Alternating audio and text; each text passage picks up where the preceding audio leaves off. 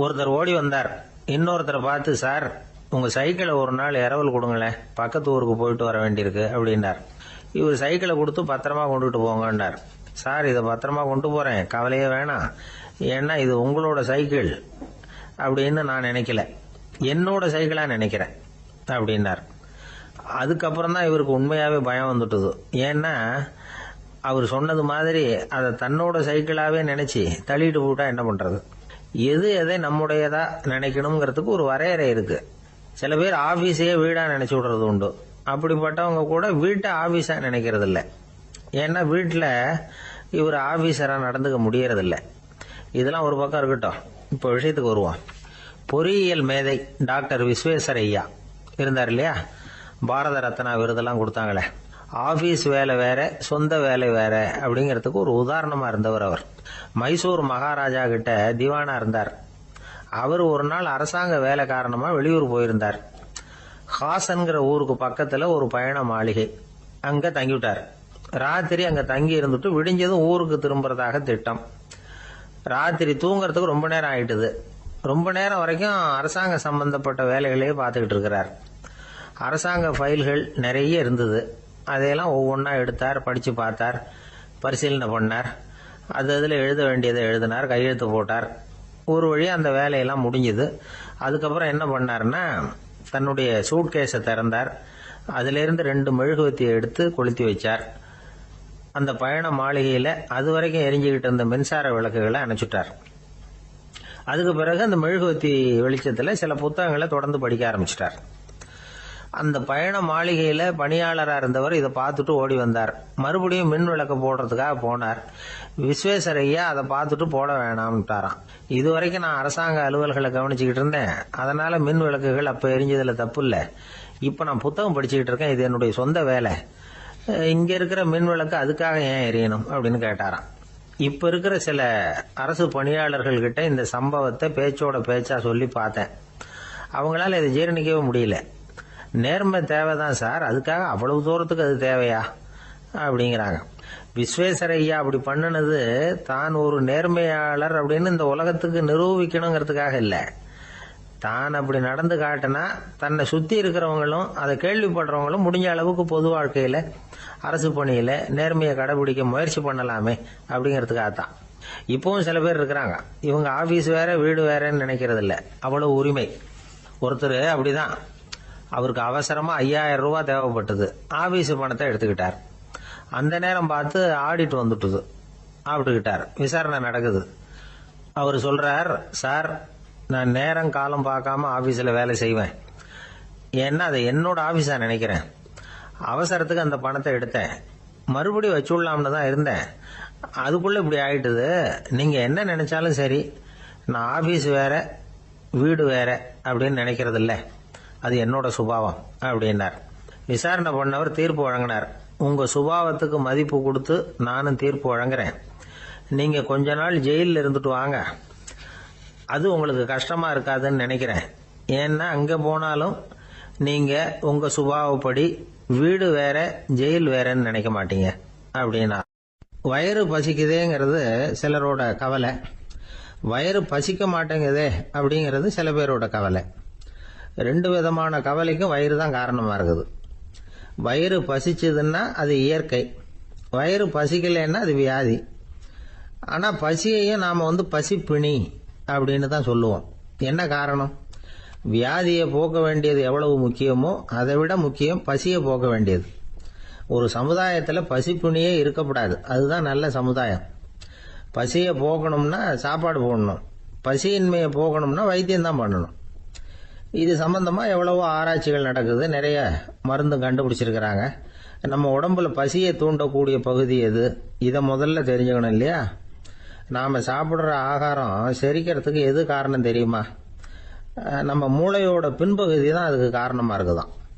மூளையின் பின்பகுதியில நரம்பு செல்களால் ஆன 2 வகையான ஆரக்சின்கள் தான் பசியை உண்டாக்குது அப்படின்னு கண்டுபிடிச்சிருக்கிறாங்க. 2 ஆய்வாளர்கள் இதை கண்டுபிடிச்சிருக்காங்க. அவங்க 2 பேரும் டெக்சாஸ் பல்கலைக்கழகத்தில் ஹார்வர்டு ஹக்ஸ் மருத்துவ கல்வி நிலையத்தில் பணிபுரிகிறவங்களாம். உண்பது தேவைங்கிறது உணரப்படும் போது மூளையின் அந்த குறிப்பிட்ட பகுதி ஆரக்சின் அப்படிங்கிற ஹார்மோன்களை சுரக்கும். அது பசி உணர்வை தூண்டும் அப்படிங்கிறது தான் அந்த ஆய்வாளர்களின் கண்டுபிடிப்பு.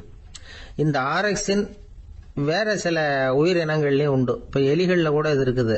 அதனால எலிகளை வச்சு இது சம்பந்தமா ஆராய்ச்சி பண்ணாங்க. எலிகள் உடம்புல ஆரக்சினை செலுத்தி பார்த்தாங்க. உடனே என்னாச்சு தெரியுமா? அந்த எலியெல்லாம் பசியால துடிக்க ஆரம்பிச்சுட்டுது. எதையாவது தின்னு பசியை தீர்த்தா போதுங்கிற அளவுக்கு அந்த எலிகள்லாம் அல்லாட ஆரம்பிச்சுட்டுது. இயல்பா சாதாரணமா அந்த எலிகள் எவ்வளவு சாப்பிடுமோ அது மாதிரி 8 முதல் 10 மடங்கு அதிகமான ஆகாரத்தை 1 மணி நேரத்துக்குள்ள சாப்பிட்டு தீர்த்துட்டு தான். சில எலிகளின் மூளையில இந்த ஆரக்சின் அளவை கட்டுப்படுத்தி பார்த்துருக்குறாங்க. உடனே என்னாச்சு தெரியுமா? அதெல்லாம் சாப்பாட்டை கண்டா முகத்தை திருப்பிட்டு போக ஆரம்பிச்சுட்டு தான்.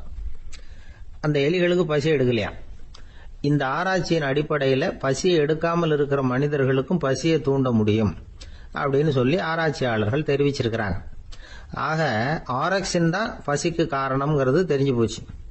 சரி, இந்த ஆரக்சின் அப்படின்னா என்ன? அது ஒரு கிரேக்க சொல். அதுக்கு பசின்னு அர்த்தம். நம்ம ஆளுங்களுக்கெல்லாம் பசியை தூண்டுறதுக்கு மருந்து தேவையில்லை, பசியை குறைக்கிறதுக்கு தான் மருந்து தேவை. ஒரு அம்மா டாக்டரை தேடி வந்தாங்களாம்.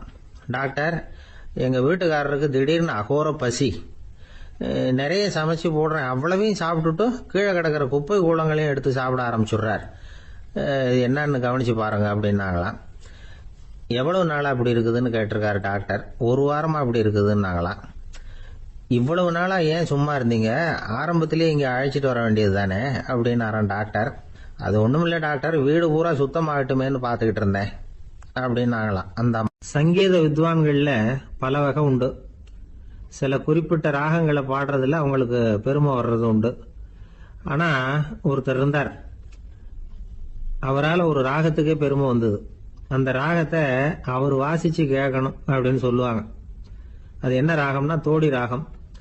சரி, அந்த வித்வான் யாருன்னா அவர் தான் திருவாவடுதுறை ராஜரத்னம் பிள்ளை.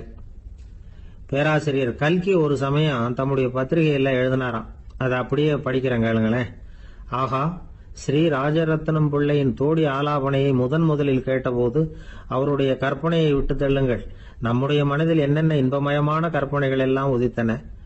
குழந்தை தாயிடம் கொஞ்சம் குரலை கேட்டோம், அன்னை குழந்தையிடம் கொஞ்சம் குரலை கேட்டோம், ரதியும் மன்மதனும் பேசிக்கொண்ட காதல் மொழிகளை கேட்டோம், முருகன் சிவபெருமான் செவிகுளிர மொழிந்த உபதேசத்தை கேட்டோம், கலைமகள் கவிஞனுக்கு அருளிய ஆசி மொழிகளை கேட்டோம், நாரத முனிவருடைய தம்பூரா சுருதியை கேட்டோம், ராவணன் தன் எலும்பை ஒடித்து வீணையாக செய்து வாசித்த கானத்தை கேட்டோம், கானப் பறவைகளின் கலகல ஒலியை கேட்டோம், கோல குயில்களின் குரல் இனிமையை கேட்டோம். இப்படிலாம் பேராசிரியர் கல்கி விமர்சனம் எழுதியிருக்கிறார். திருவாவடுதுறை ராஜரத்னம் பிள்ளை அவர்களுடைய வாசிப்பை கேட்டுட்டு டி.என். ராஜரத்னம் பிள்ளை இறந்து போனார். அப்போ கவிஞர் கண்ணதாசன் எழுதினார், செவியனில் ஓடி எங்கள் சிந்தையில் ஓடி இந்த புவியெல்லாம் ஓடி நின்பார் பொங்கிய தோடி வேறிங்கு எவரிடம் போகும் ஐய இனி அதை காப்பார் யாவர் அவிந்தனின் சடலத்தோடே அவிந்தது தோடிதானும் அப்படின்னு எழுதினாராம். அந்த அளவுக்கு அவருடைய தோடியை ரசித்தவர்கள் உண்டு. அதே மாதிரி தோடின்னா என்னன்னு தெரியாமலே அவரை ரசித்தவங்களும் அந்த காலத்துல உண்டு. அதாவது ஒரு பெரிய சபையில இவர் வாசிச்சுக்கிட்டு இருக்கிறார். பாதியில ஒரு பெரிய மனுஷன் உள்ள வந்தார். அவர் உடம்புல பட்டு வேஷ்டி, ஜருகை, அங்கவஸ்திரம், வாயில வெத்தலை, வாசனை புகையில, காதுல வைரக்கடுக்கன், கழுத்துல தங்க சங்கிலி, கை விரல் பூரா மோதிரம், கையில ஒரு வெள்ளி வெத்தலை புட்டி, உதவிக்கு 2 பேர் பக்கத்துல. இவ்வளவு பந்தாவோட வரார் கச்சேரி கேட்கறதுக்கு. இப்படி வந்தவர் முதல் வரிசையில உட்கார்ந்தார். வித்வான் வாசிச்சு முடிச்சதும் இவர் அவரை பார்த்து, ஐயா, நீங்க தோடி வாசிக்கிறதுல ரொம்ப கெட்டிக்காரர்னு கேள்விப்பட்டிருக்கேன், அதை கேட்கறதுக்காக தான் மெனக்கிட்டு வந்திருக்கிறேன், அதை வாசிங்களேன் அப்படின்னாராம் இந்த பெரியவர். ராஜரத்னம் பிள்ளைக்கு ஒன்றும் புரியல. ஏன்னா இதுவரைக்கும் அவர் வாசிச்சுக்கிட்டு இருந்ததே அந்த தோடி ராகத்தை தான். அதை வாசிச்சு முடிச்சதும் அதை வாசிங்களேன்னு இவர் கேட்கிறார். அப்படின்னா இவரோட ஞானம் எப்படிப்பட்டது? இவ்வளவும் கேட்டுட்டு இப்படி கேட்கிறாரே அப்படின்னு அவர் யோசிச்சிருக்கிறார் ராஜரத்னம் பிள்ளை. உடனே என்ன பண்ணாரு தெரியுமா? பக்கத்துல ரொம்ப சாதுவா சுருதி போட்டுக்கிட்டு இருந்த ஒரு முதுகுல ஓங்கி ஒரு குத்து விட்டாராம். அவருக்கு ஒன்றும் புரியல, எதுக்கு நம்மளை அடிக்கிறாரு இவரு, நம்மளை குத்துறாரு வித்வான்னு. அவர் அதிர்ச்சியால இவர் நிமிர்ந்து பார்த்திருக்கார். அப்ப ராஜரத்னம் பிள்ளை சொன்னாராம், ஏய்யா, ஐயா பெரிய மனுஷன், என்னுடைய பரம ரசிகர், தோடி ராகம் கேட்கணுங்கிறதுக்காக இவ்வளவு தூரம் வந்திருக்கிறார், வந்து முத வரிசையில் உட்காந்துருக்கார். நீ இந்த சமயம் பார்த்து தோடி ராகம் வாசிக்கிற நாதஸ்வரத்தை வீட்டில் வச்சுட்டு வந்துட்டிய, இப்ப ஐயாவுக்காக அந்த ராகத்தை நான் எப்படி வாசிக்கிறது அப்படின்னு சொல்லிவிட்டு மறுபடியும் முதுகுல ஒரு அடி கொடுத்தாராம். அடி வாங்கினவருக்கே சிரிப்பு அடக்க முடியலையா. ஒரு மனுஷனை பார்த்து என்கிட்ட வாலாட்டாதே அப்படின்னு சொன்னா அவன் நம்ம கிட்ட ஏதோ வம்புக்கு வர்றான்னு அர்த்தம். ஒரு நாயை பார்த்து யாரும் என்கிட்ட வாலாட்டாதே அப்படின்னு சொல்றது இல்லை. ஏன்னா நாய் வாலாட்டுனா அது நம்ம கிட்ட தன்னுடைய நன்றியை தெரிவிக்கிறதாக நினைச்சுக்கிட்டு இருக்கிறோம். ஆனா அது அப்படி இல்லை அப்படின்னு சொல்றாங்க அது சம்பந்தமான நிபுணர்கள். ஒரு நாய் தன்னுடைய வாலை இந்த பக்கமும் அந்த பக்கமுமா இப்படியும் அப்படியும் ஆட்டிக்கிட்டு இருந்தா அது பதட்டத்துல கூட இருக்கலாம். நாய் நட்பா இருந்தாலும் வாலாட்டும், ஆத்திரத்துல இருந்தாலும் வாலாட்டும், கோபத்துல இருந்தாலும் வாலாட்டும், குழப்பத்துல இருந்தாலும் வாலாட்டும், மகிழ்ச்சியா இருந்தா கூட அது வாலாட்டும். அதை நாம தப்பா புரிஞ்சுக்கிட்டு அதுகிட்ட போய் மாட்டிக்க கூடாது. நாயை பத்தி எனக்கு நல்லா தெரியும் அப்படின்னு சொல்றவங்க கூட அதுகிட்ட கடி வாங்கிட்டு நிக்கிறது உண்டு. நிபுணர்கள் என்ன சொல்றாங்க தெரியுமா? எப்பவுமே நாய்கள் திடீர்னு கடிச்சு விடுறது இல்ல, கடிக்கிறதுக்கு முன்னாடி சில அறிகுறிகளை காட்டும். அதை சரியா புரிஞ்சுக்கிட்டோம்னா தப்பிச்சுக்கலாம். ஒரு வீட்டுக்கு போறீங்க, அங்க புதுசா ஒரு நாயை பாக்குறீங்க, உடனே அதுகிட்ட போய் குனிஞ்சு சிரிச்சுக்கிட்டே அது தலையில தட்டுறீங்க. இது ரொம்ப தப்பா. ஒரு நாய் இன்னொரு நாயை நேருக்கு நேர் பார்த்து பல்ல காட்டுனா அது தன்னுடைய தன்முனைப்பை காட்டுதுன்னு அர்த்தமா. உன்னை விட நான் பெரியவன் அப்படின்னு சொல்லுதுன்னு அர்த்தம். அதனால நீங்க அது மாதிரி கிட்ட போய் சிரிக்கிறோம் அப்படின்னு நினைச்சுக்கிட்டு பல்ல காட்டினா உங்களையும் எதிரியா நினைச்சிரும். இன்னொரு விஷயம் என்னன்னா, தலையில தட்டுனா நாய்க்கு பிடிக்காது. அது தன்னை அடக்கிறதாகவும் அச்சுறுத்துறதாகவும் நினைச்சுக்கிட்டு இருக்கும். சரி, அப்படின்னா புதுசா ஒரு இடத்துல அல்லது வீட்டுல நாய்க்குட்டியை பார்த்தா என்ன பண்றது? நீங்க சும்மா இருங்க, அதுவா கிட்ட வரட்டும். அதுக்கப்புறம் அதுகிட்ட கனிவா பேசுங்க. கண்ணம், மார்பு, தோல் இங்கெல்லாம் தட்டலாம், தப்பு இல்லையா? தலையில தான் தட்டப்படாதான். ஒரு நாய் உங்களை நோக்கி ஓடி வருது, நீங்களும் ஓடுனா அது துரத்த ஆரம்பிச்சிடும். அசையாம சில மாதிரி நின்றுடுங்க, அது கிட்ட வராது. அதுக்கு ஆர்வம் இல்லாம போயிடும். ஒரு தெருவில் சின்ன பிள்ளைங்க நிறைய பேர் விளையாடிக்கிட்டு இருக்கிறாங்க. அப்போ சில நாய்கள் அங்கே ஓடி வருது. எல்லாரும் ஓடினாங்க. அப்படி ஓடுறப்போ ஒரு பையன் கால் தடிக்க கீழே விழுந்துட்டான். என்னாச்சு தெரியுமா? துரத்திட்டு வந்த நாய்கள்லாம் கீழே விழுந்தவன ஒன்றும் செய்யல, அவன் கிட்டே போகல. ஓடிக்கிட்டு இருந்தாங்கல்ல பசங்க, அவங்கள துரத்திக்கிட்டு அவங்க பின்னாடி ஓடிச்சான். அதுதான் நாய்களுடைய சுபாவம். ஒரு நாய் நம்மளை நேருக்கு நேர் முறைச்சு பாக்குதுன்னு வச்சுங்க, நாமளும் அதை முறைச்சு பார்க்கக்கூடாது. நாம வேற பக்கம் எங்கேயாவது பார்க்க ஆரம்பிச்சிடணும். ஒரு நாய் கோபமா இருந்ததுன்னா அதோட வால் உறுதியா நேரா நிற்கும். ஒரு நாய் பணிந்து போனா அல்லது பயந்து போனா அது தன்னோட வாலை காலுக்கு நடுவில் வச்சுக்கும். ஒரு நாய் நம்மளை பார்த்து பயந்து நிக்குதுன்னு வச்சுங்க, அதனால நமக்கு ஆபத்து இல்லைன்னு நினைச்சிடக்கூடாது. உங்களை பார்த்துட்டு ஒரு நாய் ஒடுங்குச்சுன்னா நீங்க விலகி போயிடணும் அப்படின்னு அது நினைக்குது. நிறைய பேர் பயந்து போன நாயால கடிபடுறாங்க. இவன் நம்மளை விட பெரிய ஆள், மாட்டிக்கிட்டோம், வேற வழி இல்லை அப்படிங்கிற நினைப்புல தான் நாய் கடிக்க ஆரம்பிக்குதான். இதே மாதிரி சங்கிலியால கட்டி போடப்பட்டிருக்கிற நாயும் ஆபத்தானதுதான். தொடர்ந்து கட்டி போட்டிருந்தா காலப்போக்கில் அது ஒரு மாதிரி ஆயிடும். நாய் குழந்தைகளை கடிக்காது அப்படின்னு சில பேர் சொல்லுவாங்க. அதுவும் ஒரு தவறான நம்பிக்கை. அதனால சின்ன குழந்தைகளை தனியா நாயோட விளையாட விடக்கூடாது. ஆக கூடி நாயை பத்தி நிறைய விஷயம் புரிஞ்சுக்க வேண்டியிருக்குது. ஒருத்தர் தன்னுடைய நண்பர் வீட்டுக்கு போயிருந்தார். அவசியம் எங்க வீட்டுல சாப்பிட்டுட்டு தான் போகணும் அப்படின்னு ரொம்ப அன்பா சொல்லிவிட்டார். அதை மீற முடியல இவரால. சரின்னு உட்காந்துட்டார். சாப்பாடு போட்டாங்க, சாப்பிட ஆரம்பிச்சார்.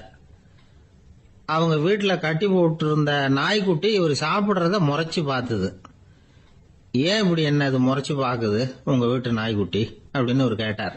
அப்ப அவங்க சொன்னாங்களாம், அதுகிட்ட ஒரு கெட்ட பழக்கம்ங்க, தன்னோட தட்டுல யாரு சாப்பிட்டாலும் அது அப்படிதான் முறைச்சு பார்க்கும் அப்படின்னாரா அவர். ஒரு ஊர்ல ஒரு ஆள் இருந்தான். நிறைய பணம் சேர்த்தான். அவனுக்கு சம்பாதிக்க தெரியுமே தவிர செலவு பண்ண தெரியாது. மகா கஞ்சன். காசை கையில எடுக்கவே மாட்டான். எடுத்தா செலவு செய்ய வேண்டியிருக்குமே, அதனால இப்படியே அவன் காலத்தை ஓட்டி விட்டான். வயசாயிட்டது. அவனுடைய மனைவி ஒரு நாள் கேட்டாங்க, இவ்வளவு நாளா நீங்க என்ன எங்கேயுமே அழைச்சிட்டு போனதில்லை, இப்போவாவது அழைச்சிட்டு போகக்கூடாதா அப்படின்னாங்க. எங்க போகணும் சொல்லுன்னா, காசிக்கு போகணும், கங்கையில குளிக்கணும்னாங்க. இவன் பார்த்தான், இதுக்கு ஏன் அவ்வளவு தூரம் செலவு பண்ணிட்டு போகணும், நம்ம ஊர் ஆத்துலயே குளிக்கலாமே, இதுவும் புண்ணிய நதி தான், இங்க குளிச்சா அங்க குளிச்ச பலன் கிடைச்சிரும் அப்படின்னா. சரின்னு 2 பேரும் ஆத்தங்கரைக்கு போனாங்க. அன்னைக்கு ஏதோ விசேஷம், நிறைய கூட்டம், நிறைய பேர் குளிச்சுக்கிட்டு இருக்கிறாங்க. கரையில சில புரோகிதர்கள் நின்றுகிட்டு இருக்கிறாங்க. குளிக்கிறதுக்கு முந்தி அவங்க கிட்ட உட்காந்தா ஏதோ மந்திரம்லாம் சொல்லுவாங்க, கொஞ்சம் காசு கொடுக்க வேண்டியிருக்கும். அதனால இவன் என்ன பண்ணா, ஆத்தங்கரையிலேயே கொஞ்சம் தூரம் போனான். ஊரை விட்டு தள்ளி வந்துட்டான், அங்க யாருமே இல்லை. அப்பாடான்னு சந்தோஷப்பட்டான், குளிக்கலாம்னு புறப்பட்டான். இந்த நேரம் கடவுள் பார்த்தார், இந்த கஞ்சனுக்கு ஏதாவது புத்தி போகட்டணும் அப்படின்னு நினைச்சார். உடனே ஒரு புரோகிதர் மாதிரி உருவத்தை மாத்திக்கிட்டு அந்த ஆள் முன்னாடி வந்து நின்னார். அவனுக்கு அதிர்ச்சி, இங்க யாருமே இருக்க மாட்டாங்கன்னு நினைச்சா இங்கேயுமே ஒரு ஆள் வந்துட்டாரு, என்ன பண்றதுன்னு யோசனை பண்ணான். புரோகிதர் உருவத்தில் இருந்த கடவுள் சொன்னார், இதை பாருங்க, இன்னைக்கு விசேஷ நாள், நீராடுறதுக்கு முன்னாடி சுயகல்பம் பண்ணிக்கிறது ரொம்ப நல்லது அப்படின்னார். என்கிட்ட பணம் எதுவும் இல்லையேன்னா, பரவாயில்ல அப்புறமா கொடுங்க வாங்கிக்கிறேன், ஆனா ஒண்ணு, எவ்வளவு கொடுப்பீங்கிறத மட்டும் இப்பவே சொல்லி கொடுங்க அப்படின்னார். இவன் ரொம்ப யோசனை பண்ணான், ஒரு 10 பைசா தரேன் அப்படின்னா. சரின்னு ஒத்துக்கிட்டு எல்லா கிரியைகளையும் அவர் செஞ்சார். அதுக்கப்புறம் கணவனும் மனைவியும் ஆத்துல குளிச்சாங்க. அவர் போயிட்டார். கொஞ்ச நாள் கழிச்சு அவன் வீட்டுக்கு வந்தார் கடனை வசூல் பண்றதுக்கு. வாசல்ல நின்றுகிட்டு இருந்த அவன் மனைவி இவரை பார்த்ததும் தயங்க ஆரம்பிச்சாங்க.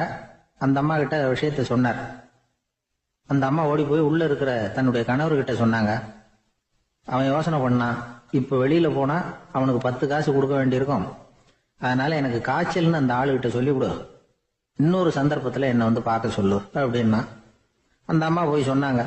அப்படிங்களா, அப்படின்னா அவரை நான் உடனே போய் பார்க்கணுமே அப்படின்னு உள்ள நுழைய ஆரம்பிச்சார். அவங்க மறுபடியும் இருங்க தான் வரேன்னு சொல்லிவிட்டு உள்ள ஓடி விஷயத்த சொன்னாங்க. இது எதுடா வம்பா போச்சு அப்படின்னு பார்த்தான். மனைவியை கிட்டத்துல கூப்பிட்டான், இதோ பாரு, ஜன்னி கண்டு நான் இறந்து போயிட்டதா சொல்லிவிடு அப்படின்னா சொன்னாங்க. புரோகிதர் பார்த்தார். அப்படின்னா ஒரு வழியா இருந்து அவருடைய இறுதி சடங்குகளை நானே முடிச்சுட்டு போயிடுறேன் அப்படின்னார். உள்ள இருந்தவன் யோசனை பண்ணான், அந்த ஆள் என்ன விடமாட்டான் போல இருக்கு, அதனால ஒரு சவப்பெட்டியில என்னை வச்சு தூக்கிக்கிட்டு மயானத்துக்கு போங்க பாத்துக்கலாம் அப்படின்னா. புரோகிதரை விடுற மாதிரி இல்ல, கூடவே நடந்து போயிட்டு இருக்கிறார். அங்க இறக்கி சடங்குகளை முடிச்சுட்டு தீ வைக்கிற நேரம் பொட்டிக்குள்ள இருந்த நம்ம ஆளு அலறி அடிச்சுட்டு வெளியில ஓடி வந்தான். புரோகிதர் உருவத்தில் இருந்த கடவுள் சிரிச்சார், தன்னுடைய சுய உருவத்தை காட்டினார். அதுக்கப்புறம் அவனை கூப்பிட்டு, இத பாருப்பா, ஏன் இப்படி அல்லாடுற, ஏதாவது வர வேணும்னா கேள் தரேன் அப்படின்னார். அவன் யோசனை பண்ணான், பகவானே ஒரே ஒரு வரம் தான் உங்ககிட்ட கேட்கணும்னா. என்ன வேணும் கேளுன்னார். அந்த 10 பைசா தட்சணையை தள்ளுபடி பண்ணா போதும் அப்படின்னா. கடவுளும் சரின்னு சொல்லிட்டு போயிட்டார். இப்படி ஒரு கதையை சுவாமி சிவானந்தர் சொல்லியிருக்கிறார். செல்வந்தர்கள் பல பேர் இப்படித்தான் இருக்கிறாங்க, தாங்களும் அனுபவிக்க மாட்டாங்க, அடுத்தவங்களுக்கும் கொடுக்க மாட்டாங்க. இது மாதிரியான கஞ்சர்களுக்கு இந்த உலகம் இல்லை அந்த உலகம் இல்லைங்கிறார் அவர். இந்த கதையில கடவுள் கடன் வசூலுக்கு வந்தது மாதிரி நம்ம ஊர் ஆள் ஒருத்தன் இன்னொருத்தர்கிட்ட 10 பைசா கடன் கொடுத்துட்டான். திருப்பி வாங்கறதுக்கு நடையா நடக்கிறான். கடைசியா கேட்டான், நீ எப்பதான் கடனை திருப்பி தரப்போற, அதை முடிவா சொல்லுன்னா. வர்ற வியாழக்கிழமை கண்டிப்பா கொடுத்துருவேன் அப்படின்னானா அவன். அன்னைக்கு நான் ஊர்ல இருக்க மாட்டேனே அப்படின்னானா இவன். அதனால என்ன, நானும் தான் அன்னைக்கு ஊர்ல இருக்க மாட்டேன் அப்படின்னா. ஒரு ஊர்ல 4 நண்பர்கள் இருந்தாங்க. 4 பேரும் சோம்பேறிகள். 4 பேருக்கும் எந்த வேலையும் செய்யறதுக்கு உடம்பு வளையறது இல்லை. இருந்தாலும் சோம்பேறித்தனத்துல ஒருத்தருக்கு ஒருத்தர் கொஞ்சம் வித்தியாசம் உண்டு. அதுக்கு தகுந்த மாதிரி அவங்களுக்கு பேர் அமைஞ்சு போச்சு. ஒருத்தன் கால் சோம்பேறி, இன்னொருத்தன் அரை சோம்பேறி, அடுத்தவன் முக்கால் சோம்பேறி, கடைசி ஆளு முழு சோம்பேறி. இவங்க 4 பேரும் நண்பர்கள். அப்புறம் எப்படி காரியம் நடக்கும்? 4 பேரும் ஒரு வீதியில அப்படியே நடந்து போய்கிட்டு இருக்கிறாங்க. நல்ல பசி, எங்கேயாவது சோறு போடுவாங்களா அப்படின்னு பார்த்துக்கிட்டே வந்தாங்க. அவங்க வந்த வழியில ஒரு 1 ரூபாய் காசு கிடந்தது தரையில. அவங்க கண்ணுல அது பட்டுது. ஆனாலும் அது குனிஞ்சு எடுக்கணுமே, அதுக்கு சோம்பேறித்தனம். முழு சோம்பேறி பார்த்தான். பக்கத்துல வந்துகிட்டு இருந்த முக்கால் சோம்பேறி கிட்ட சொன்னானா, டேய் அதை கொஞ்சம் குனிஞ்சு எடுறா அப்படின்னானா. அவன் என்ன பண்ணான் தெரியுமா, அதுக்கு அடுத்தபடியா வந்த அரை சோம்பேறி கிட்ட சொன்னானா, டேய் நீ அதை கொஞ்சம் குனிஞ்சு எடுறா அப்படின்னானா. அவன் இவனோட மோசம், அடுத்தவங்க கிட்ட சொல்லியிருக்கிறான். அவனும் குனியறதுக்கு தயாரா இல்லை. ஆக கூடி கடைசியில யாருமே காசை எடுக்கல. என்னத்துக்கு அனாவசியமா உடம்ப வளைச்சிக்கணும் அப்படின்னு எல்லாரும் பேசாம வந்துட்டாங்க. அவங்க பாட்டுக்கு நடந்து வந்துகிட்டே இருக்கிறாங்க. எதிரில் ஒருத்தன் வாழைப்பழத்தை வண்டியில வச்சு தள்ளிட்டே வந்தான். ரூபாய்க்கு 4 பழம்னு கூவி வித்துக்கிட்டே வர்றான். இப்ப அந்த முழு சோம்பேறி சொன்னானா, டேய் வழியில கிடந்தது 1 ரூபா, அதையாவது எடுத்துக்கிட்டு வந்திருந்தா இப்போ இந்த பழத்தை வாங்கி ஆளுக்கு ஒன்று சாப்பிடலாமே அப்படின்னானா. ஆமாம் சாப்பிட்ருக்கலாமே அப்படின்னாங்களாம் மற்றவங்களும். ஆனாலும் திரும்பி போய் அதை எடுக்கணும்னு யாருக்கும் தோணலை. பேசாமல் சோர்ந்து போய் நடந்து வந்தாங்களாம். இருட்டி போச்சு. வழியில் ஒரு கோவில். சரி இங்கேயே படுத்து தூங்குவோம் அப்படின்னா ஒருத்தன். அதுதான் சரின்னாங்க மற்றவங்களும். அப்படியே மண்டபத்தில் படுத்துட்டாங்க. கோவில் அர்ச்சகர் வேலையெல்லாம் முடிச்சு விட்டு வெளியில் வந்திருக்காரு. இவங்கள பார்த்தாராம். ஏன் இப்படி சோர்ந்து போய் கிடக்குறீங்க அப்படின்னு விசாரிச்சிருக்காரு. 2 நாளாச்சுங்க நாங்கள் சாப்பிட்டு அப்படின்னாங்களாம். அவர் உடனே ஐயோ பாவம் அப்படின்னு சொல்லி பானை, விறகு, அரிசி, தண்ணி எல்லாம் கொடுத்து நீங்களே சமையல் பண்ணி சாப்பிட்டுக்குங்க அப்படின்னு சொல்லிவிட்டு போயிட்டார். இந்த 4 பேருக்கும் சமையல் பண்ணி சாப்பிடணும்னு ஆசையாக தான் இருந்தது. ஆனால் அடுப்பு பற்ற வைக்கணுமே, அதுக்கு தீப்பெட்டி வேணுமே. தீப்பெட்டி இல்லை. இப்போ முழு சோம்பேறி ஆரம்பிச்சான். அடுத்தவனை பார்த்து டேய் கடைக்கு போய் ஒரு தீப்பெட்டி வாங்கிட்டு வாயேன் அப்படின்னு நானா. அவன் வழக்கம் போல அடுத்தவங்க கிட்ட சொல்லியிருக்கான். அவன் அதுக்கு அடுத்தவங்க கிட்ட சொல்லியிருக்கிறான். கடைசியாக கால் சோம்பேறி கிட்ட வந்து சேர்ந்தது. அவனும் அது நம்மால முடியாது அப்படின்னு பேசாம இருந்துட்டான். இப்ப தீப்பெட்டி வேணுமே, அதுக்கு என்ன பண்றது? அவங்களுக்குள்ள பேசி ஒரு முடிவுக்கு வந்தாங்களாம். அதாவது யாரு முதல்ல வாயை திறந்து பேசுறாங்களோ அவங்க தான் தீப்பெட்டி வாங்கறதுக்கு போகணும் அப்படின்னு. அவ்வளவுதான். உடனே 4 பேரும் வாயை கெட்டியா மூடிக்கிட்டு படுத்துக்கிட்டாங்க. அவங்க சமையல் பண்ணி சாப்பிட்டாங்களா என்ன அப்படிங்கிறது அர்ச்சகருக்கு தெரியல. சரி பார்த்துட்டு வரலாமேன்னு வந்தார். வந்து பாக்குறாரு, இவங்க 4 பேரும் அசையாம படுத்து கிடக்குறாங்க. அர்ச்சகர் பயந்துட்டார். ஒருவேளை பசி தாங்காம செத்து போட்டாங்களோ அப்படிங்கிற பயம், அல்லது நாம கொடுத்த உணவுப் பொருள்ல ஏதாவது விஷம் கலந்துருக்குமோ அப்படின்னு பயந்தார். அப்படின்னா நம்ம மேல பழி வந்துருமே அப்படின்னு நினைச்சு நடுங்க ஆரம்பிச்சுட்டார். அப்புறம் அவரும் ஒரு முடிவுக்கு வந்தாராம். கோவிலுக்கு பக்கத்திலேயே ஒரு பெரிய குழி இருந்தது. அதுல ஒவ்வொருத்தரையா இழுத்துக்கிட்டு போய் போட்டார். கொஞ்சம் மண்ணை தள்ளினார். காலால மிதிச்சார். அவர் மிதிச்ச மிதி ஒருத்தன் அடி வயத்துல போட்டுவிட்டது. அவன் உடனே வலி தாங்காம ஐயோ அம்மான்னு அலர்னான். உடனே நடந்தது என்ன தெரியுமா? மத்த 3 பேரும் துள்ளி எழுந்திருச்சாங்களாம். அவனை பார்த்து நீ தாண்டா தீப்பெட்டி வாங்க போகணும், நீ தாண்டா வாங்க போகணும், நீ தான் சத்தம் போட்ட அப்படின்னு சொல்லி ஆரம்பிச்சுட்டாங்களாம். அர்ச்சகர் பார்த்தார். இது பேய் மாதிரி தெரியுதுன்னு நினைச்சுக்கிட்டு ஒரே ஓட்டமா ஓடி போட்டாராம். கிராமப்புறங்கள்ல இப்படி ஒரு கதையை சொல்றது உண்டு. சோம்பல்ங்கிறது நம்ம முன்னேற்றத்துக்கு பெரிய தடை அப்படிங்கறத நாம புரிஞ்சுக்கணும். அதுதான் இந்த கதை சொல்ற நீதி. ஒரு பள்ளிக்கூடத்துல ஒரு புதுமையான போட்டி நடந்துதான். அதாவது சோம்பேறித்தனத்துக்கு பரிசு. அதுல 2வது பரிசு யாருக்குன்னு அறிவிச்சாங்க. ஒரு பையன் எழுந்திருச்சு மெதுவா நடந்து போய் பரிசை வாங்கிட்டான். அடுத்தது முதல் பரிசு யாருக்கு அப்படின்னு அறிவிச்சாங்களாம். அவன் கடைசி வரிசையில இருந்து கத்தனானா, ஐயா அதையும் அந்த பையன் மூலமாவே கொடுத்து அனுப்பி வச்சிருங்க, இங்க வந்ததை நான் வாங்கிக்கிறேன் அப்படின்னா. ஒரு ஊர்ல ஒரு ராஜா இருந்தார். அவரு ஒரு நாள் காலையில அரண்மனையில மேல் மாடத்துல வந்து நின்றுகிட்டு இருந்தார். அப்போ ஒரு ஆள் வீதியில ரொம்ப வேகமா ஓடிக்கிட்டு இருக்கான். அதை ராஜா கவனிச்சார். அவன் மனசுல ஏதோ ஒரு தவிப்பு இருக்குங்கிறத புரிஞ்சுக்கிட்டார். உடனே அரண்மனை சேவகர்களை கூப்பிட்டார். அந்த ஆளை இங்க அழைச்சிட்டு வாங்க அப்படின்னார். இவங்க ஓடி போய் அந்த ஆளை அழைச்சிட்டு வந்தாங்க. மன்னர் முன்னாடி நிறுத்தினாங்க. மன்னர் அவனை நிமிர்ந்து பார்த்தார். எதுக்காக இவ்வளவு வேகமா ஓடிக்கிட்டு இருக்கிற அப்படின்னு கேட்டார். இதுக்கு அவன் சொன்னா, மன்னா நம்ம கோட்டையின் வடக்கு வாசல் இருக்கு இல்லையா, அது ஓரமா ஒரு பெரிய பாறாங்கல் கிடக்கு. அதுக்கு அடியில நான் ஒரே ஒரு வெள்ளி நாணயத்தை புதைச்சி வச்சிருக்கேன். அது இப்போ எனக்கு தேவைப்படுது. என்னுடைய மனைவிக்கு ஒரு பரிசு வாங்கி கொடுக்க வேண்டியிருக்கு. அதுக்காக தான் அவசரமா ஓடிக்கிட்டு இருக்கிறேன் அப்படின்னா. மன்னர் யோசனை பண்ணார். அப்புறம் சொன்னார், அதுக்காகவா இப்படி ஓடுற? பரவாயில்ல, அதை பத்தி கவலைப்படாத. நான் உனக்கு 10 வெள்ளி காசுகள் தர்றேன், வாங்கிட்டு திரும்பி போ அப்படின்னார். இவன் தலையை சொரிஞ்சான். மன்னா நீங்க கொடுக்கறத ரொம்பவும் மகிழ்ச்சியோட வாங்கிக்கிறேன். இருந்தாலும் அதுக்கப்புறம் அந்த வடக்கு வாசலுக்கு போய் அங்க இருக்கிற ஒரு நாணயத்தையும் எடுத்துக்கிட்டு போயிடுறேனே அப்படின்னானா. இத பாருப்பா, அந்த ஒரு நாணயத்தை மறந்துடு, உனக்கு 100 வெள்ளி நாணயங்கள் தரேன் இருக்கார். மன்னா ரொம்ப மகிழ்ச்சி, உங்க மாதிரி தாராள குணம் வேற யாருக்கும் வராது. நீங்க கொடுக்கற 100 நாணயங்களையும் வாங்கிக்கிறேன். இருந்தாலும் வடக்கு வாசலுக்கு போய் அதையும் எடுத்துக்கிட்டா 101 ஆயிடுமே அப்படின்னானா. இத பாருப்பா, அந்த ஒரு நாணயத்தை மறந்துடு, அது எக்கேடாவது கெட்டு போகட்டும். நான் உனக்கு 100 பொற்காசுகள் தரேன், அதையாவது வாங்கிட்டு வந்த வழியிலேயே திரும்பி போடுன்னாராம். தங்க நாணயங்களே தரேன்னு சொல்றீங்க, தாராளமா வாங்கிக்கிறேன். இருந்தாலும் வடக்கு வாசலுக்கு போய் அப்படின்னு மறுபடியும் ஆரம்பிச்சான். அரசர் வந்து பொறுமை இழந்துட்டார். கடைசியா ஒரு முடிவுக்கு வந்துட்டார். இத பாருப்பா, உனக்கு என்னுடைய ராஜ்யத்திலேயே பாதியை கொடுத்துடுறேன், அப்படியாவது திருப்தியா திரும்பி போ அப்படின்னாராம். மன்னா, உங்களுடைய பெருந்தன்மைக்கு ஈடு இணையே கிடையாது. தேசத்திலேயே பாதி பிரிச்சு கொடுக்குறேன்னு சொல்றீங்க, அதனால உங்ககிட்ட ஒரு சின்ன வேண்டுகோள் அப்படின்னானா. சொல்லுன்னாராம் மன்னர் ஆர்வமா. இவன் மெதுவா ஆரம்பிச்சான். அப்படி இந்த ராஜ்யத்தை ரெண்டா பிரிக்கிறப்போ அந்த வடக்கு வாசல் இருக்கிற பக்கத்தை என்கிட்டயே கொடுத்துருங்கோ அப்படின்னு நானும். மன்னர் அசந்து போயிட்டார். இந்த கதை எதுக்காகன்னு கேட்டா, மனம்ங்கிறது ஒரு குரங்குங்கிறத புரிஞ்சுக்கிறதுக்காகத்தான். உன்னை பிடிச்சுக்கிட்டா லேசில விடாது. அப்படிப்பட்ட மனச அறிவு தான் வழி நடத்தணும். அதுலதான் வாழ்க்கையின் வெற்றி அடங்கி இருக்குது. ஒரு சின்ன பையன் தெருவில் அழுதுகிட்டு இருந்தான். ஏன்பா அழுவுறேன்னு ஒரு பெரியவர் கேட்டார். ₹1 காசை இங்க தொலைச்சுட்டேன் அப்படின்னா. சரி, அதுக்காக அழாத, அதுக்கு பதிலா 10 ரூபா தரேன், இந்தா வச்சுக்கோன்னு கொடுத்தாரு. அந்த 10 ரூபாய வாங்கி சட்டப்பையில போட்டுக்கிட்டு அதை விட அதிகமா சத்தம் போட்டு அழ ஆரம்பிச்சுட்டான். மறுபடியும் ஏன்டா அழறேன்னு கேட்டார் பெரியவர். அந்த ₹1 கிடைச்சிட்டுதுன்னா இப்ப என்கிட்ட 11 ரூபா இருக்குமே, இப்ப 10 ரூபா தானே இருக்கு அப்படின்னு சொல்லிவிட்டு அழறான். ஒருத்தர் ரொம்ப அவசரமா வந்தார். சார், மனுஷன் நிம்மதியா இருக்கிறதுக்கு என்ன வழின்னு கேட்டார். சீக்கிரமா ஒரு கல்யாணத்தை பண்ணீங்க, எல்லாம் சரியா போடும் அப்படின்னோம். அவர் ஒரு மாதிரியா பார்த்தார். ஏற்கனவே எனக்கு கல்யாணம் ஆயிட்டுது சார், அதனால தானே நிம்மதியா இருக்கிறதுக்கு வழி கேட்கறேன் அப்படின்னார். சரி, இவர் ஒரு மாதிரியான கேஸ் அப்படின்னு நினைச்சுக்கிட்டு நம்மகிட்ட இருந்த ஒரு சின்ன புத்தகத்தை அவர்கிட்ட தூக்கி கொடுத்தோம். இதை படிச்சு பாருங்கன்னு. கல்யாணத்துக்கு பிறகும் சந்தோஷமா இருக்கிறதுக்கு என்ன வழி அப்படிங்கிற கேள்விக்கு அந்த புத்தகத்துல விளக்கம் இருந்தது. கணவன் மனைவிக்குள்ள சிக்கல் வராம இருக்கிறதுக்கு அதுல சில வழிகளை சொல்லி கொடுத்துருக்குறாங்க.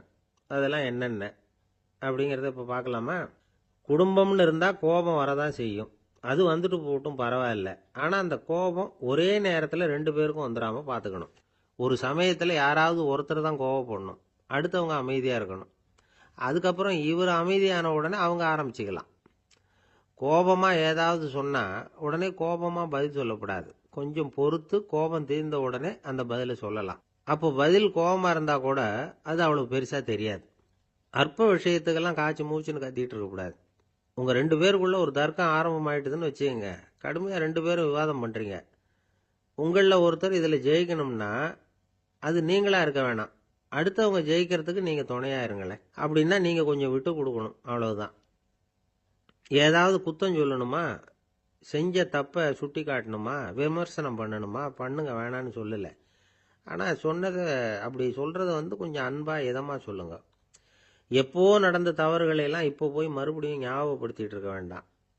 நான் அப்போவே சொன்னேன் இந்த புடவை வேணாம்னு, நீங்கள் தான் கேட்கல, இப்போ பாருங்கள் கிழிஞ்சு போச்சு இப்படின்னு கத்துனாங்க ஒரு அம்மா. எப்போ சொன்னீங்கன்னு கேட்டால் ஒரு 10 வருஷத்துக்கு முன்னாடி தீபாவளி சமயத்தில் அப்படிங்கிறாங்க. அது என்ன இன்னும் அப்படியே புதுசாகவே இருக்கும்? உங்களுக்கு அவர் தான் பெருசு, அவருக்கு நீங்கள் தான் பெருசு. அதை விட இந்த உலகத்தில் வேறு எதுவும் முக்கியம் இல்லைன்னு நினைக்கணும். நீ தான் என்னுடைய உலகம்னு எத்தனை தடவை சொல்லியிருப்பீங்க? அதெல்லாம் வெறும் வசனமாக போயிடக்கூடாது. ஏதாவது ஒரு பிரச்சனையை பற்றி கடுமையாக விவாதம் பண்ணிக்கிட்டு இருக்கீங்க, அதை அப்படியே பாதியில் விட்டுட்டு படுக்கைக்கு போயிடக்கூடாது. சொச்சத்தை நாளைக்கு பேசிக்கலாம்னு. அப்படி போனால் தூக்கம் வராது. பிரச்சனையை ஒரு முடிவு பண்ணிக்கிட்டு அதுக்கப்புறமா தூங்க போகணும். ஒரு நாளில் ஒரு தடவையாவது உங்கள் ஜோடியை பாராட்டி நல்ல விதமாக கனிவாக ஒரு வார்த்தை சொல்லணும் அப்படின்னு தீர்மானம் பண்ணீங்க. ஏதாவது தப்பு பண்ணிவிட்டீங்கன்னா பரவாயில்ல, அதை ஒத்துக்கிறதுக்கும் மன்னிப்பு கேட்கறதுக்கும் தயாராக இருக்கணும். அது ஒன்றும் கேவலம் கிடையாது. வீட்டுக்குள்ளே தானே கேட்க போகிறீங்க, வெளியில் யாருக்கு தெரிய போதும்? எப்படியோ உங்களுக்குள்ள ஒரு சமரசம் ஆனால் சரிதான். ஒரு தகராறுன்னு எடுத்துக்கிட்டா குறைஞ்சபட்சம் அதுக்கு 2 பேர் தேவை. தனியாகவே உட்காந்துக்கிட்டு நான் இப்போ தகராறு பண்ணிகிட்டு இருக்கிறேன் அப்படின்னு யாரும் சொல்ல முடியாது. 2 பேர் தகராறு பண்ணுறாங்கன்னா பொதுவாக அந்த 2 பேரில் யார் அதிகமாக பேசுகிறாங்களோ அவங்க பேரில் தான் தப்பு இருக்கும். அதை மனசில் வச்சுக்கணும். இதெல்லாம் தான் அந்த புத்தகத்தில் போட்டிருக்கிற வழிமுறைகள். இவ்வளவும் சரியாக வரலைன்னா அப்புறமா சொல்லுங்கள், வேற புத்தகம் ஏதாவது இருக்கான்னு தேடுவோம். ஒரு கணவன் தன்னுடைய மனைவியை அழைச்சிட்டு ஒரு மனோதத்துவ டாக்டர்கிட்ட வந்தாராம். டாக்டர், எங்களுக்கு கல்யாணம் ஆகி 30 வருஷ காலமா நாங்கள் ஒரு விஷயத்துல கூட ஒத்து போனதில்லை அப்படின்னு ஆரம்பிச்சார். உடனே அந்த அம்மா குறுக்கிட்டு, அது 30 வருஷம் இல்லை 32 வருஷம் அப்படின்னாங்களாம். இன்பம் துன்பம் இது 2ம் சேர்ந்ததுதான் வாழ்க்கை. இது எல்லாரும் சொல்லிட்டு இருக்கிற ஒரு உண்மை. அது சரி, இது 2ம் வர்றதுக்கு என்ன காரணம்? துறவி ஒருத்தர் யோசிச்சு பார்த்திருக்காரு. இன்ப துன்பம் தோன்றுவதற்கு முக்கியமா 6 காரணங்கள் உண்டு அப்படிங்கிறார் அவர். அது என்னங்கிறத நாமளும் தெரிஞ்சு வச்சுக்குவோமே. இப்ப முதல் காரணம் சுயநலம். ஒரு தாயார் தன்னுடைய சுயநலம் கருதி தன்னுடைய மகன் இன்பமா இருக்கணும்னு ஆசைப்படுறாங்க. மகனும் அப்படியே ஆசைப்படுறான். அதனால தாயாரின் இன்ப துன்பங்களை பார்த்துட்டு மகனும் இன்ப துன்பம் அடையறான். அந்த அம்மாவுக்கும் அதே நிலைமை தான். 2வது காரணம் உறவு. நான் துறவியான பிறகு கூட உறவுங்கிற காரணத்தினாலதான் தாயாருடைய சுக துக்கங்களை கண்டு நானும் சுக துக்கம் அடைகிறேன். என் தாயாருடைய நிலைமையும் இதுதான் அப்படிங்கிறார் ஒரு துறவி. மூணாவது காரணம் என்னன்னா அறிமுகம். எனக்கு அறிமுகமான ஒருத்தரை ரயில் நிலையத்தில் சந்திக்கிறேன். அவர் தன்னுடைய பணப்பையை எங்கேயோ தொலைச்சு விட்டு வருத்தப்பட்டு இருக்கிறார். நானும் வருத்தப்படுறேன். அந்த சமயத்தில் யாரோ ஒருத்தர் இதுதானே அவங்க பணப்பை அப்படின்னு சொல்லி கொண்டாந்து நீட்டுறார். பணப்பையை தொலைச்சவர் சந்தோஷப்படுறார், நானும் சந்தோஷப்படுறேன். இது அந்த துறவி சொல்ற அனுபவம். நாலாவது காரணம் என்னன்னா கருணை. எனக்கு முன்னே பின்ன தெரியாத ஒருத்தனை யாரோ ஒருத்தன் அடிச்சு காயப்படுத்தி போடுறான். கருணை காரணமா நான் அதுக்காக துக்கப்படுறேன். அஞ்சாவது காரணம் எதையும் நம்புறது. ஒரு பசுமாட்டை ஒரு முரணை அடிச்சுட்டு இருக்கிறான் அப்படின்னு ஒருத்தர் வந்து நம்மகிட்ட சொல்றாருன்னு வைங்க, உடனே நான் துக்கப்படுறேன். இன்னொருத்தர் வந்து அந்த முரணனை போலீஸ்காரங்க புடிச்சிட்டு போயிட்டாங்கன்னு சொல்லி சொல்றாரு, நான் உடனே சந்தோஷப்படுறேன். மூணாவதா ஒருத்தர் வந்து முதல் 2 பேரும் சொன்னது பொய்யுங்கிறார். அப்ப நான் இன்ப துன்பம் ரெண்டுமே இல்லாம நிம்மதியா இருக்கிறேன். இது ஒரு விதம். அடுத்தது 6வது காரணம் என்னன்னா தன்மயமாகுதல். ஒரு நாவல் படிச்சுட்டு இருக்கிறோம், அதுல வர்ற பாத்திரங்களோட நாம ஒன்றி போயிடுறோம். அதுல வர்ற பாத்திரங்கள் சிரிச்சுன்னா நாமளும் சிரிக்கிறோம், அது அழுதுன்னா நாமளும் அழறோம். அதெல்லாம் வந்து அந்த துறவி சொல்ற அனுபவ உண்மைகள். இன்ப துன்பம் ரெண்டும் தோன்றுவதற்கு சுயநலம், உறவு, அறிமுகம், கருணை, எதையும் நம்புறது, தன்மயமாகிறது, இது எல்லாம் தான் முக்கிய காரணம் அப்படின்னு அவர் சொல்றார். ஆக கூடி ஒட்டு மொத்தமா யோசனை பண்ணி பார்த்தா பிற பொருள்கள் மீது பற்றுதல் காரணமா தான் நாம வந்து இன்ப துன்பம் அடையிறோம் அப்படிங்கறத புரிஞ்சுக்க முடியுது. மனுஷன் வந்து இன்ப துன்பம் அடையறதுக்கு 7வது காரணம் கூட ஒண்ணு உண்டு அப்படின்னு சொல்லிட்டே வந்தார் ஒருத்தர். அது என்ன அப்படின்னு கேட்டோம். அதுதான் சார் இந்த நீங்க சொல்லிட்டு வர்ற இன்று ஒரு தகவல்னார். எப்படி சொல்றீங்கன்னு கேட்டோம். இன்று ஒரு தகவல் கேட்க ஆரம்பிக்கிறப்போ மனசுல இன்பம், ஆரம்பிச்ச உடனே இது ஏற்கனவே கேட்ட சமாச்சாரமாச்சே அப்படின்னு நினைக்கிறப்போ துன்பம் அப்படின்னு அதுக்கு ஒரு விளக்கம் கொடுத்தார். ஒரு மாணவனை பார்த்தேன், என்ன தம்பி படிப்புலாம் எப்படி இருக்குது அப்படின்னு விசாரிச்சேன். அவன் ரொம்ப அழுத்துக்கிட்டான். நான் நல்லா தான் சார் படிக்கிறேன், இருந்தாலும் புத்தியில சரியா ஏற மாட்டேங்குது சார் அப்படின்னா. சரி, இவனும் நம்ம ரகம்தான் அப்படின்னு சொல்லி முடிவு பண்ணிட்டோம். கல்வி கற்கக்கூடிய ஒரு மாணவன் சம்பந்தப்படுற புத்திகள் பல வகை.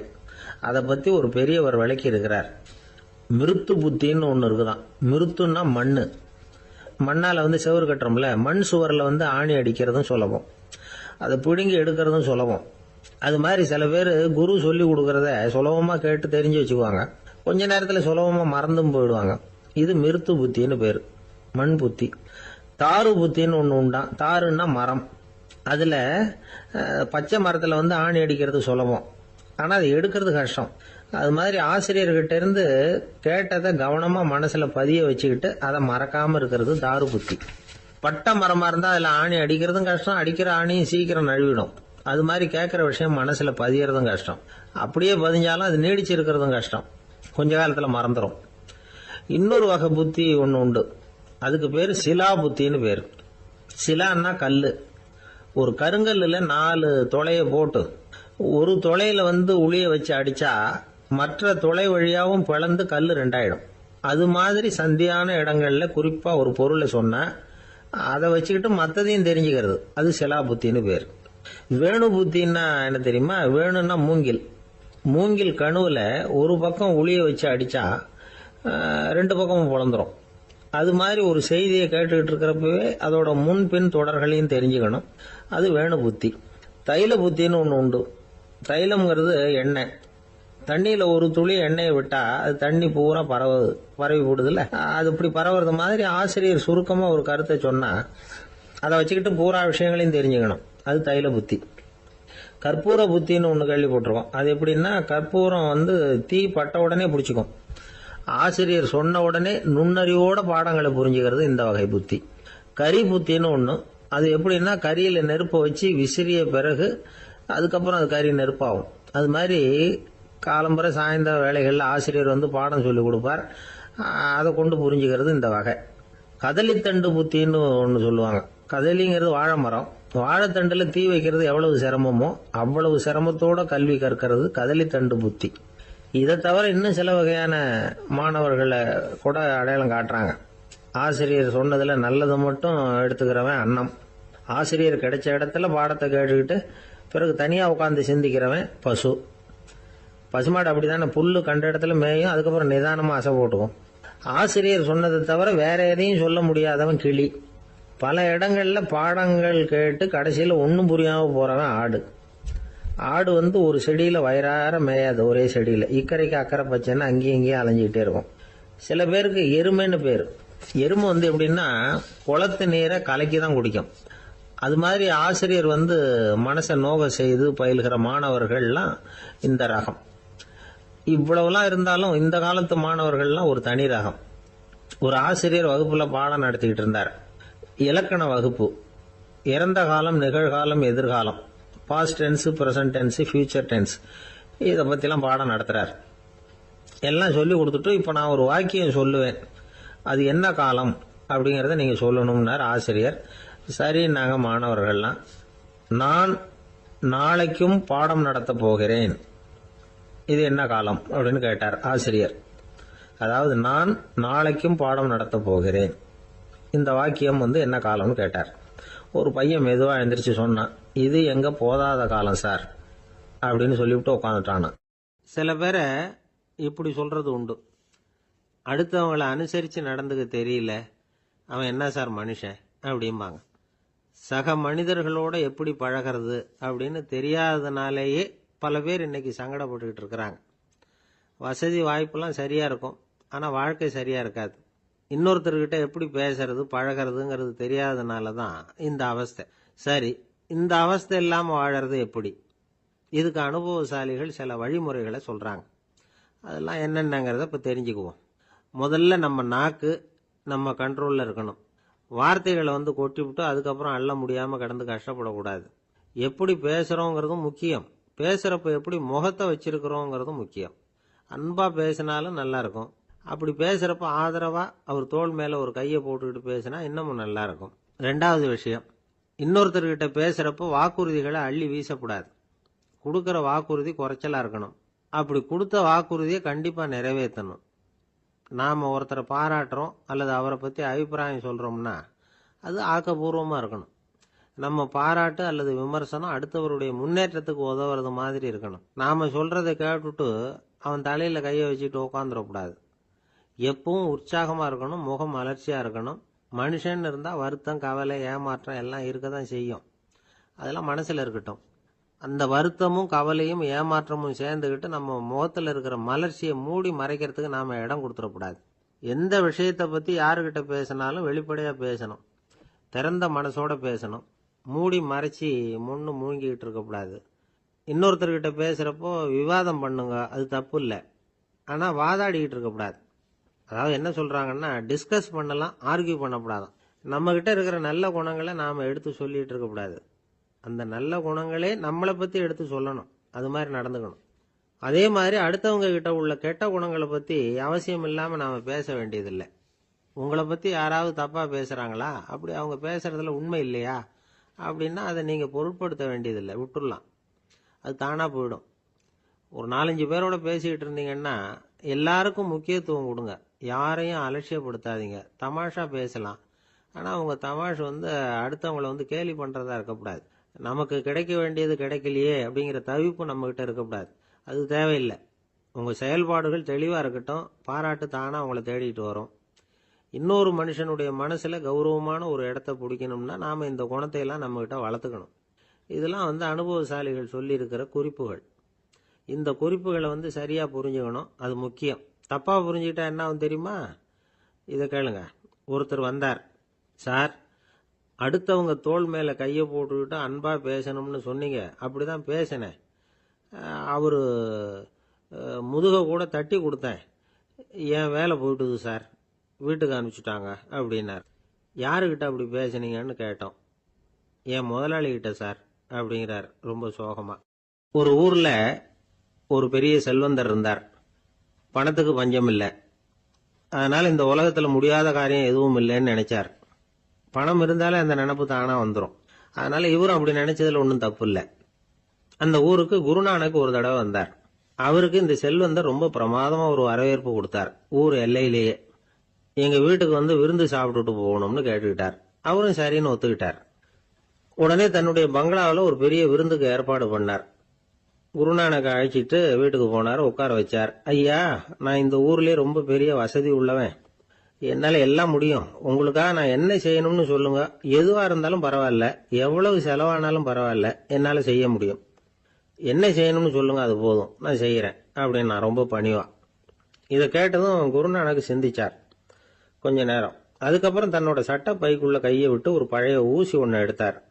அந்த செல்வந்தர்கிட்ட கொடுத்தார். இதை பாருங்க, இவ்வளவு தூரம் நீங்க கேட்கறதுனால சொல்றேன், எனக்கு நீங்க செய்ய வேண்டிய உதவி இதுதான்னார். ஊசிய கையில வாங்கிக்கிட்டு இதை என்ன செய்யணும் சொல்லுங்க அப்படின்னார் அவரு. நீங்க செய்ய வேண்டியது என்னன்னா, இந்த ஊசிய பத்திரமா வச்சிருக்கணும். நாம 2 பேரும் இறந்து போனதுக்கு பின்னாடி இன்னொரு உலகத்துல நாம சந்திக்கக்கூடிய வாய்ப்பு இருக்குது. அப்ப இந்த ஊசியை என்கிட்ட கொண்டாந்து கொடுக்கணும். இதுதான் நீங்க எனக்காக செய்ய வேண்டிய உதவி அப்படின்னார் குருநானக் லேசா சிரிச்சுக்கிட்டே. இதை கேட்ட உடனே இந்த பெரியவர் முழிக்க ஆரம்பிச்சிட்டார். அது எப்படிங்க, நான் சாகிறப்ப எப்படி இந்த ஊசியை எடுத்துக்கிட்டு இன்னொரு உலகத்துக்கு வர முடியும்னார். ஊசி மாதிரி ஒரு சின்ன பொருளை கூட இந்த உலகத்தை விட்டு நாம போறப்ப எடுத்துட்டு போக முடியாதுங்கிறப்போ உங்களோட செல்வத்தையெல்லாம் எப்படி அங்க எடுத்துட்டு வர போறீங்க அப்படின்னு கேட்டார் குருநானக். அதுக்கப்புறம் தான் அந்த பெரியவர் யோசிக்க ஆரம்பிச்சாராம். குருநானக் சொல்றார், இதை பாருங்க, நாம செய்யற நல்லது கெட்டது தான் கடைசி வரைக்கும் நம்ம கூட இருக்கும். அடுத்தவங்க நல்லா இருக்கணுங்கிறதுக்காக பொருளை செலவு செய்யணும், அப்படி செய்யலைன்னா எந்த பிரயோஜனமும் இல்லை அப்படின்னார். அதுக்கப்புறம் தான் அந்த செல்வந்தரின் அறிவு கண் திறந்துதான். உடனே குருநானக்க வணங்கினார்.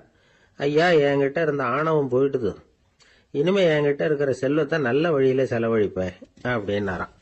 நம்ம கிட்ட இருக்கிற பணம் எப்பவும் நம்ம கூடவே வந்துகிட்டு இருக்காதுங்கிறதுக்கு இது ஒரு உதாரணம். அதுக்காக நாம பணம் சேர்க்கறத பத்தி கவலைப்பட வேண்டியதில்லை, பேசாம படுத்து தூங்கிட்டு இருந்தா போதும் அப்படின்னு இதுக்கு அர்த்தம் பண்ணிக்கப்படாது. முறையான வழியில பணம் சேர்க்கணும், அதை முறையான வழியில செலவு பண்ணணும். அதனால ஏற்படக்கூடிய மன நிறைவு இருக்கு பாருங்க, அது அனுபவிச்சவங்களுக்கு தான் தெரியும். சொர்க்கத்துக்கு போறவங்க இங்க இருந்து பணத்தை எடுத்துட்டு போக முடியாது, ஆனா நம்ம செல்வத்தை இங்க மத்தவங்களுக்கு பயன்பட செய்து அதனால ஏற்படுற புண்ணியம் இருக்கு பாருங்க, அதை எடுத்துட்டு போக முடியுமா. இதுதான் ஆன்மீகவாதிகள்லாம் சொல்ற கருத்து.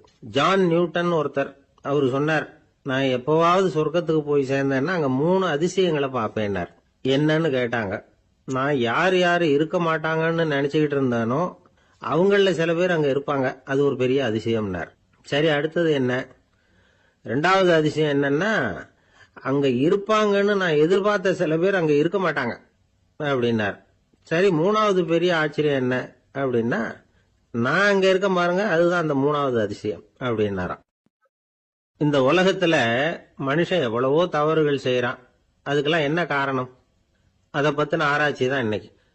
இதுக்கு ஆராய்ச்சி என்னத்துக்கு, அது தெரிஞ்ச விஷயம் தானே அப்படின்னு நீங்க நினைக்கலாம். ஆனா அப்படி அலட்சியமா இந்த விஷயத்தை விட்டுறக்கூடாது. பொதுவா எல்லோரும் நினைக்கலாம், எது சரி எது தவறு அப்படின்னு தெரியாததுனால தான் மனுஷன் தப்பு பண்றான் அப்படின்னு. ஆனா அப்படி சொல்லிட முடியாது. மனுஷன் தெரிஞ்சே தான் தவறுகள் பண்றான். இப்போ உதாரணத்துக்கு, ஒரு சாலையில இடது பக்கம் போக வேண்டிய ஒருத்தர் நடுக்கோட்டை தாண்டி வலது பக்கமா வண்டியை ஓட்டிட்டு போறாருன்னு வச்சுங்க. என்னப்பா இது தப்பு இல்லையா அப்படின்னு அவர்கிட்ட கேட்டா, அதெல்லாம் எனக்கு தெரியும், நீ உன் வேலையை பார்த்துட்டு போ அப்படிம்பார். வலது பக்கமா போறது தப்புன்னு தெரிஞ்சே தான் அவர் அப்படி செய்யறார், அப்படி போறார். பெரிய உத்தியோகத்துல இருக்கிறவங்க கூட லஞ்சம் வாங்குறாங்க, அவங்களுக்கெல்லாம் லஞ்சம் வாங்குறது தப்புன்னு தெரியலன்னு அர்த்தம். திருடுறது தப்புன்னு தெரியாமலாம் மனுஷன் திருடுறான், நல்லாவே தெரியும். நீங்க வேணும்னா கேட்டு பாருங்க, வேற வழி இல்ல அதனால தான் திருடுறேன்பா. திருடுறது ஒரு புண்ணியமான காரியம்னு திருடனே கூட சொல்ல மாட்டான். திருடுறது தவறுங்கிறது திருடனுக்கு தெரியும் அப்படிங்கறத விளக்கறதுக்காக ஒரு பெரியவர் ஒரு கதை சொன்னார். அதாவது 2 திருடர்கள் 2 பேரும் சேர்ந்து ஒரு வீட்டுக்கு போய் ஒரு 10,000 ரூபாயை திருடிட்டு வந்துடுறாங்க. ஒரு காட்டு வழியா வந்துகிட்டு இருக்கிறாங்க. இன்னும் விடியல. 2 பேருக்கும் தூக்கம் கண்ணை சுத்துது. சரி, இப்படியே ஒரு மரத்தடியில படுத்து தூங்குவோம், காலையில விடிஞ்சதும் இந்த பணத்தை 2 பேரும் பங்கு போட்டுக்குவோம் அப்படின்னு முடிவு பண்றாங்க. அதே மாதிரி படுத்து தூங்குறாங்க. நடு ராத்திரியில ஒரு திருடன் முழிச்சுக்கிறான். விடிகிற வரைக்கும் காத்துக்கிட்டு இருந்தா 5,000 ரூபா தான் கிடைக்கும், இப்பவே கம்பி நீட்டினா 10,000 ரூபா கிடைக்கும் அப்படின்னு யோசிச்சு பார்த்துட்டு ஒரு முடிவுக்கு வந்தான். மெதுவா அந்த 10,000த்தையும் சுருட்டிக்கிட்டு அடுத்தவனுக்கு தெரியாம ஓடி போயிட்டான். விடியுது. அடுத்தவன் எழுந்திரிச்சு பாக்குறான், பணத்தையும் காணல, பாகஸ்தனையும் காணல. இந்த திருடன் அந்த திருடனை திட்டுறான், திருட்டு பய, அயோக்கிய பய, இப்படி அநியாயமா கிளப்பிட்டு போட்டானே அப்படிங்கிறான். இதுல இருந்து என்ன தெரியுது? தெரியாம எடுத்துக்கிட்டு போறது திருட்டு, அயோக்கியத்தனம், அநியாயம் அப்படிங்கிறது இவனுக்கு தெரிஞ்சிருக்குது. அதனாலதான் அடுத்தவனை பார்த்து இப்படி திட்டுறான். அதனால தெரியாததுனால மனுஷன் தவறு பண்றான்னு சொல்றது சரியில்லை. அப்படின்னா மனுஷன் பண்ற தவறுகளுக்கு உண்மையான காரணம் தான் என்ன? இதே சந்தேகம் அர்ஜுனனுக்கும் வந்துதான். அதனாலதான் அவன் பகவானை பார்த்து கேட்கறான். மனுஷன் தன் விருப்பத்துக்கு விரோதமா ஏதோ ஒரு சக்தியினால பலாத்காரமா இழுக்கப்பட்டது மாதிரி பாவம் பண்றானே, அந்த சக்தி என்ன அப்படின்னு கேட்கறான். இதுக்கு பகவான் பதில் சொல்றார். காமமும் குரோதமும் தான் அந்த சக்திகள், அதாவது ஆசையும் சினமும். இது ரெண்டும் உன்னுடைய எதிரிகள் அப்படிங்கறத புரிஞ்சுக்கோ அப்படிங்கிறார். இன்னமும் நுணுக்கமா பார்த்தா காமத்தினுடைய மறு உருவங்கள் தான் குரோதமும் லோபமும். ஆசை நிறைவேறலன்னா குரோதம், அதாவது கோபம். ஆசை நிறைவேறிட்டதுன்னா லோபம், அதாவது பேராசை. பாவத்தை கண்ட்ரோல் பண்ணணும்னா அதுக்கு மெயின் சுவிட்ச் எது அப்படிங்கறது இப்பதான் தெரியுது. அதுக்கு மனுஷன் தெரிஞ்சே தான் தவறு பண்றான் அப்படின்னு பேசிக்கிட்டோமே. அதுக்கு ஒரு உதாரணம். ஒரு ஆளு ஹோட்டல்ல சாப்பிட போனான். சாப்பிட்டு முடிச்சான். எழுந்திரிச்சு முதலாளி கிட்ட பில்ல கொடுத்தான். காசை கொடுக்கல. முதலாளி பணம் கொடுன்னு கேட்டார். இவன் என்கிட்ட பணம் இல்லைன்னா. முதலாளி கொஞ்சம் கூட அலட்டிக்கல. உள்ள இருந்து ஒரு ஆளை கூப்பிட்டார். இவனை கூப்பிட்டுட்டு போய் இட்லி மாவு ஆட்ட சொல்லுன்னார். இவனும் கவலைப்படாம உள்ள போயிட்டான். அப்போ அழைச்சிட்டு போற ஆளு கேக்குறான், ஏன் சார் சாப்பிடுறதுக்கு முன்னாடி காசு இல்லைங்கிறது உங்களுக்கு தெரியாதா அப்படின்னு கேக்குறான். தெரியும், காசு இல்லைங்கிறதும் தெரியும், காசு இல்லாம சாப்பிட்டா மாவாட்டணுங்கிறதும் தெரியும் அப்படின்னா அந்த ஆள். அப்படின்னா நீங்க உங்க வீட்லயே சாப்பிட்டு இருக்கலாமே அப்படின்னு கேக்குறான் அவன். அதுக்கு இவர் சொல்றாரு, அது எப்படி, அங்க சாப்பிட்டாலும் நான் இதே வேலையை தானே செய்ய வேண்டியிருக்கும் அப்படின்னாராம். 1816 வருஷம் செப்டம்பர் மாசம் 11ஆம் தேதி பிரான்ஸ் தேசத்துல உள்ள ஒரு மருத்துவமனை. அங்க ஒரு இளம் டாக்டர் கொஞ்ச நாளைக்கு முன்னாடி தான் அந்த ஆஸ்பத்திரியில புதுசா வேலைக்கு சேர்ந்திருக்கிறார். அவரு பேரு ரெனே லெனக். அவரு அன்னைக்கு காலையில அந்த மருத்துவமனையில அப்படியே ரவுண்ட்ஸ் வந்துகிட்டு இருக்கிறார். வார்டுல ஒரு படுக்கையில ஒரு இளம் பெண் படுத்திருக்கிறா.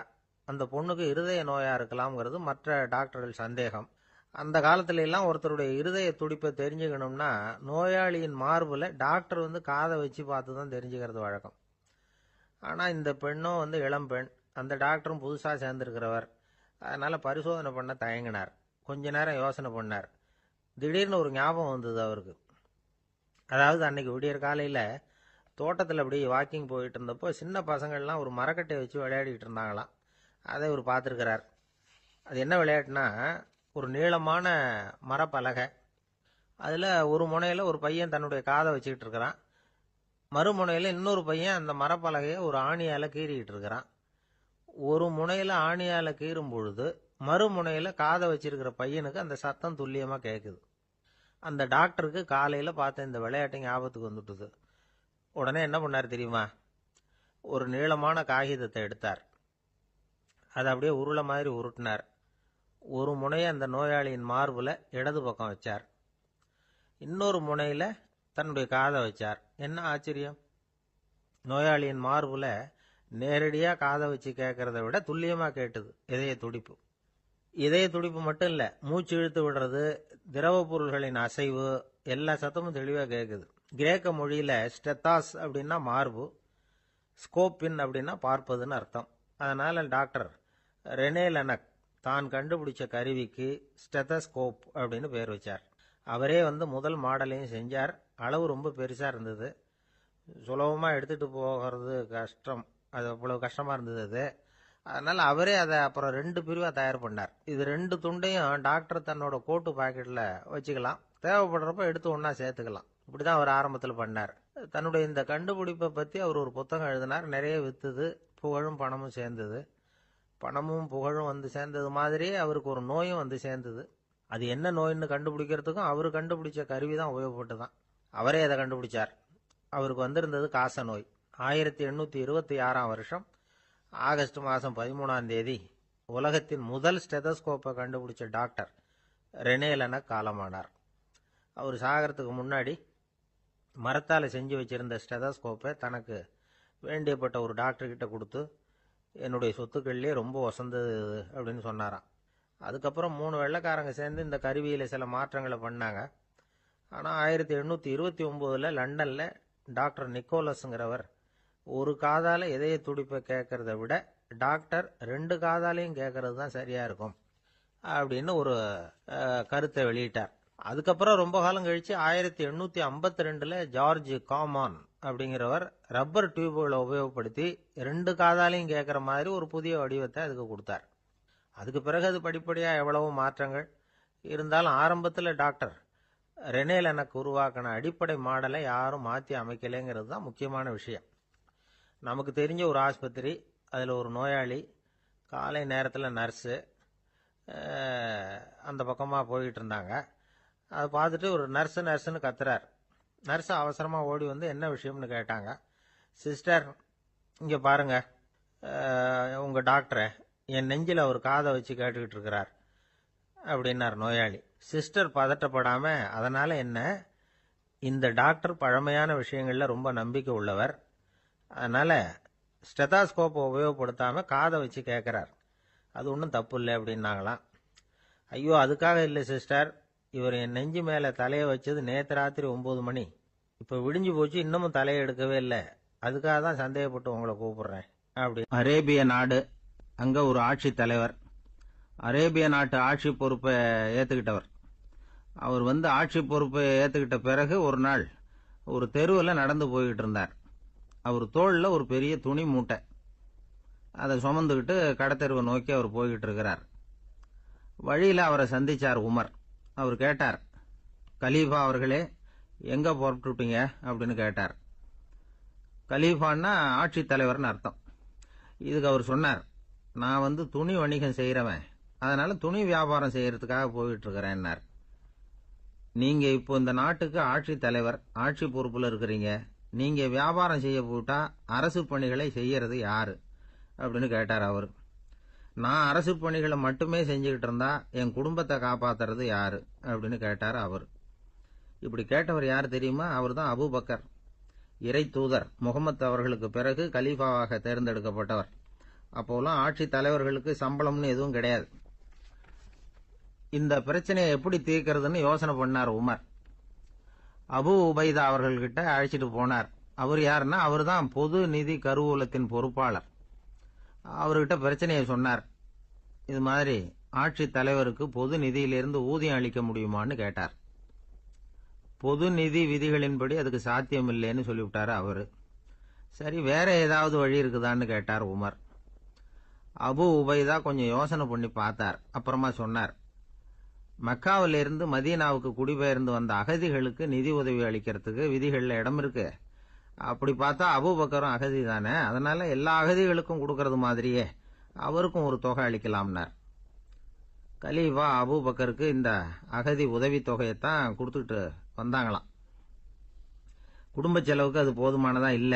இருந்தாலும் கலீஃபாங்கிறதுக்காக மற்ற அகதிகளை விட அதிகமா தொகையை பெற அவர் விரும்பல. மார்பு பக்கம் கிழிஞ்சிருந்த ஒரு மேலாடையை தான் அவர் அணிஞ்சிருந்தார். அவருடைய துணைவியார் அஸ்மா, அவங்க ஒரு நாள் தேன் அருந்த ஆசையா இருக்குன்னாங்களாம். நமக்கு கிடைக்கிற ஊதியம் குடும்ப செலவுக்கே போதுமானதா இல்லையே, இந்த நிலையில தேன் வாங்கறதுக்கு காசுக்கு நான் எங்க போவேன் இருக்காரு அவரு. கொஞ்ச நாள் கழிச்சு அவங்க ஒரு தொகையை அவர்கிட்ட கொடுத்து தேன் வாங்கிட்டு வர சொன்னாங்களாம். இவருக்கு ஆச்சரியம், ஏது இந்த பணம்னு கேட்டிருக்காரு. நீங்க தினமும் குடும்ப செலவுக்காக கொடுத்துக்கிட்டு வந்த பணத்துல கொஞ்சம் கொஞ்சமா மிச்சப்படுத்தி வச்சேன்னாங்களாம். அபூபக்கர் அந்த பணத்தை எடுத்துக்கிட்டு நேரா பொது நிதி கருவூல பொறுப்பாளர்கிட்ட போனார்.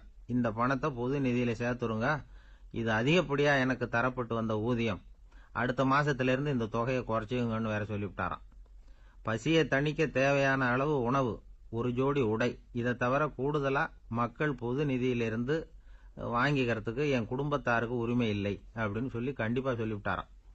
அவர் வாங்கிட்டு வந்த இந்த குறைந்த ஊதியம் கூட அவர் மனசை உறுத்திக்கிட்டே இருந்தது.